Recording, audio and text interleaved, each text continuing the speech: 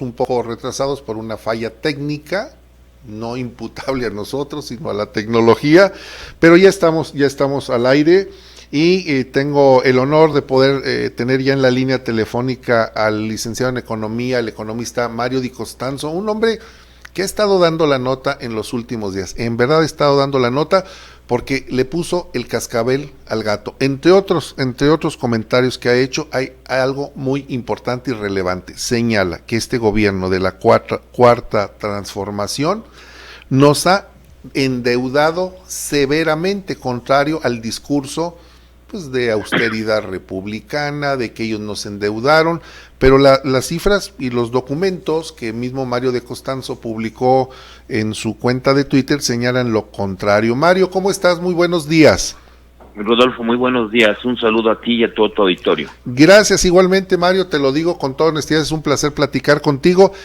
Hay muchos temas, muchísimos temas, y yo quiero hacerte primero una invitación para ver si platiquemos en esta ocasión, pero sigamos platicando. Primero, que abordemos el tema de este endeudamiento, porque mira, quienes no le entendemos a la economía, pues nos dan un dato y en las mañaneras dicen que no se han endeudado, que todo está bien, pero resulta que la información que tú publicaste, que analizaste, dices que pasó de tener una deuda de 7,446, que son millones, 7 millones, que son 7 billones, ¿verdad? Son billones, exactamente. De 7 billones pasó a 12 billones, pero dice el presidente que no se ha endeudado. ¿Cómo está esto? Así es, mira, finalmente, pues tú, como se podrá observar la información, que además es una información que publica Hacienda de manera trimestral en un informe que envía a la Cámara de Diputados, sí, que se llama Informe sobre la situación Lo saluda ahora de desde la Plaza y la deuda Patria, pública. Antes conocida Este informe como Plaza de pues revela desde lo que el centro de es un hecho. el Es centro decir, de México, cómo ha venido que ha realizado los evolucionando grandes lo que cambios le en llama el nuestro cuadro la deuda Estimados neta total aguascalentenses, de la ser economía senador de mexicana, pues que es el es más el alto honor que consolidado ustedes de me han todo lo que dado se, en mi de vida lo que se política. debe.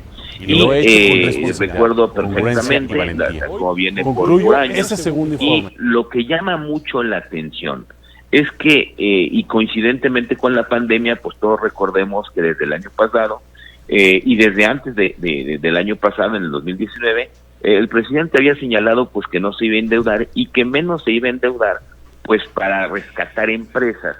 Sí. Cuando reiteradamente pues muchos sectores le han solicitado apoyos, pero sobre todo para salvaguardar las fuentes de empleo. Sí. Él ha señalado que eso no lo iba a hacer y que por eso no hemos tenido, como otros países, programas de reactivación económica, programas de apoyo económico ante pues toda la caída de la economía que ha tenido como consecuencia esta pandemia, pero que en el caso de México pues ya era desde antes, ¿no? Sí. Y al final del día vemos que, por ejemplo, la deuda a diciembre del 2019 resulta que era de 10.8 billones de pesos y resulta que al final de diciembre de 2020 pues era de 12.08 billones de pesos. Esto quiere decir que sí hay un crecimiento de la deuda, sí ha habido un mayor endeudamiento, y este mayor endeudamiento es de 1.2 billones de pesos. Sí. Ahora, la pregunta es, si creció la deuda, nos gastamos el ahorro petrolero, porque también se utilizó, y resulta que no tenemos un programa de reactivación económica, si no hay medicinas, si todavía no hay vacunas, ¿en dónde está ese dinero? ¿O para qué se ha utilizado? Si, por ejemplo, Pemex no ha reactivado y no ha estabilizado su producción, entonces la pregunta es, ¿en dónde está o en qué se lo gastaron?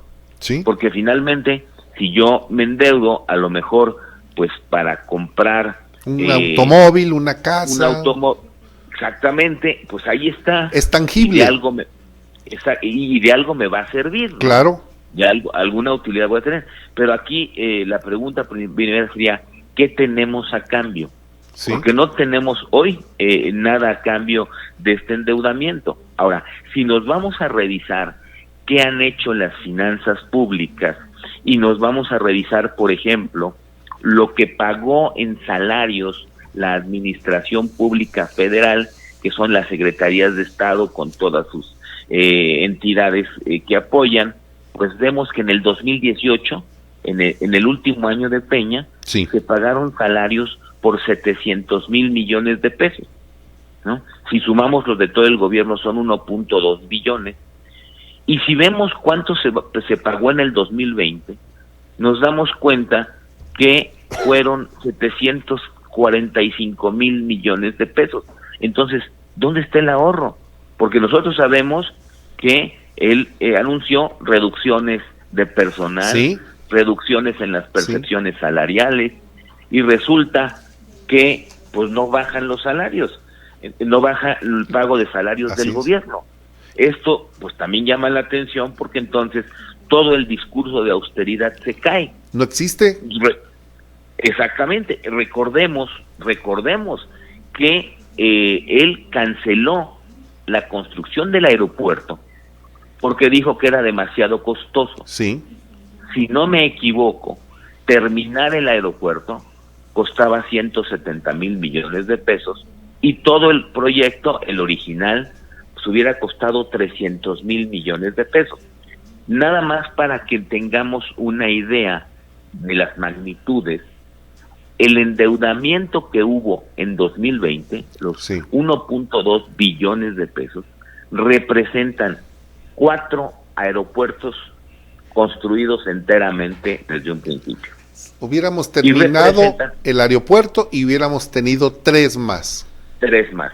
Ahora, si nada más nos vamos a lo que costaba terminarlo, hubiéramos podido, o equivale en endeudamiento a 7 veces lo que costaba terminarlo. Me parece que el gobierno tiene que rendir cuentas de ese dinero y explicar dónde está. Te ¿No voy a han dar dicho, otro Mario, ejemplo. Mario, tú eres un hombre experto en ese tema, ¿no has encontrado en dónde está ese dinero? No, sinceramente no lo he encontrado, y por eso lo preguntamos, porque hubo inyecciones, por ejemplo, de capital a Pemex, Sí. ¿no? Y tú esperarías, bueno, con la inyección de capitales para que la producción se incremente. restableciera, Claro, y no se ha restablecido. se cayó. Se cayó. Ha habido un mayor gasto en estos programas que son clientelares, como Jóvenes Construyendo el Futuro. Sí. Pues sí ha habido un mayor gasto, pero no hemos tenido resultados. Hoy la tasa de desempleo de todo el país pues sigue aumentando. Justamente ayer daban el monto y la cantidad de retiros por desempleo de las AFORES que hubo en enero. Sí. Pues hubo 30% más que en el enero anterior. 146,000 personas fueron a solicitar su ayuda de desempleo, que es sacar de sus propios ahorros para el futuro. Entonces, el desempleo no baja. No se apoyó a las empresas, desaparecieron las empresas con el lema de no endeudarse. Y resulta que terminamos endeudados, que nos gastamos el ahorro petrolero, que las entidades federativas, esto es criminal, recibieron en 2020 107 mil millones de pesos menos de participaciones federales, porque decían que no hubo ingresos. Entonces, ¿qué está pasando con las finanzas públicas? Que además, pues no vemos resultados, no vemos que este endeudamiento, que tampoco es un pecado endeudarse, ¿no? Como yo les digo, no es lo mismo de ver el súper que de ver o tener una deuda porque estás invirtiendo en un negocio, por ejemplo, ¿no? Mario, Uno te pero- va a dar a futuro y el otro no. Mario Di Costanzo, pero a ver, si el presidente dice que no se endeudó y las cifras reflejan 1 billón más de endeudamiento, 1.8 millón, 1.8, ¿verdad? Decías. 1.2 1.2 billones billones, en el- 1.2. Ajá. ¿A quién se lo pidieron o de dónde surgió o es por los intereses, acumulación de deuda? ¿Por qué creció 1.2 billones de pesos? Por una razón que se explica de la siguiente manera. Primero, bueno, ya ves que los defensores de esto dicen que fue por la devaluación del tipo de cambio. Sí. Bueno, eso es solamente en parte. Eso sucedió, por ejemplo, en abril, mayo, cuando el tipo de cambio subió. Hemos visto que ha bajado y que se ha mantenido en niveles de 20 pesos, es Sí, decir, está el estable. pico que se... Exactamente, entonces en abril, pues si yo convierto lo que debo a pesos, pues sí sube, pero y en diciembre, como el tipo de cambio se regresó a la estabilidad, pues el saldo vuelve a disminuir. ¿De dónde viene este endeudamiento? Yo te diría de un tema muy importante. El gobierno, como una familia, Sí, tiene ingresos y tiene gastos. así es. Cuando tienes más gastos que ingresos, pues incurres en lo que se conoce Ya. como déficit. Sí, Y el déficit implica endeudamiento. Ujú. Eso es lo que ha sucedido, que se ha gastado mucho más de lo que se ha ingresado y esto implica este endeudamiento. Ya. Ahora, precisamente por eso es que se pide, oye, pues si te estás gastando más, dime en qué te lo estás gastando y dime por qué dices primero que no estás endeudándote y para qué te has endeudado. Claro. Nada más te doy un dato. En la ley de ingresos para 2021, la tercera fuente más importante de ingresos sí. para el gobierno es el endeudamiento. O Uf. sea, ya no es lo que ha pasado, sino lo que viene, ¿no? El déficit que se estiman en los criterios de política económica son algo así como 700,000 millones de pesos, casi 800,000, que son deuda, que van a ser deuda, y que si tú ves las fuentes de ingreso del gobierno, pues la principal es el impuesto sobre la renta, el segundo el IVA, y el tercero es el endeudamiento. Entonces, primero, pues que el presidente no engañe, no diga este discurso, más bien que explique, ¿no? Oigan, nos estamos endeudando por esto.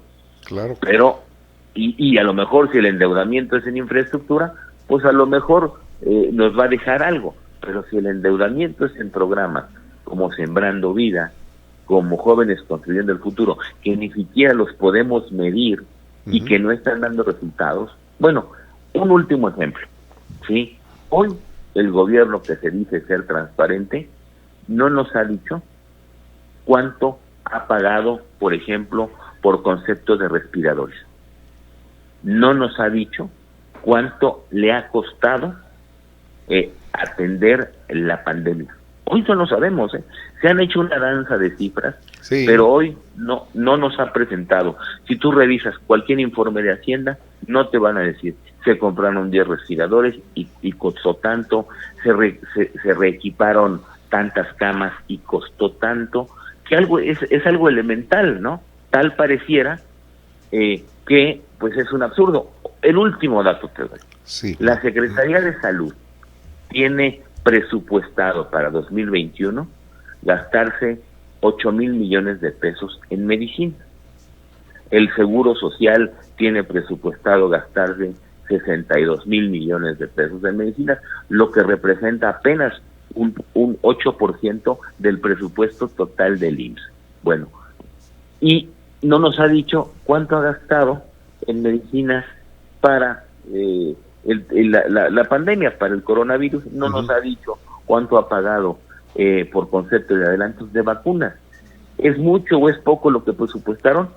Hoy no lo sé. Lo que sí sé es que, por ejemplo, los 11,000 millones de pesos que les perdonó a quienes en Tabasco le debían la luz, pues es más que lo que va a comprar la Secretaría de Salud de medicinas.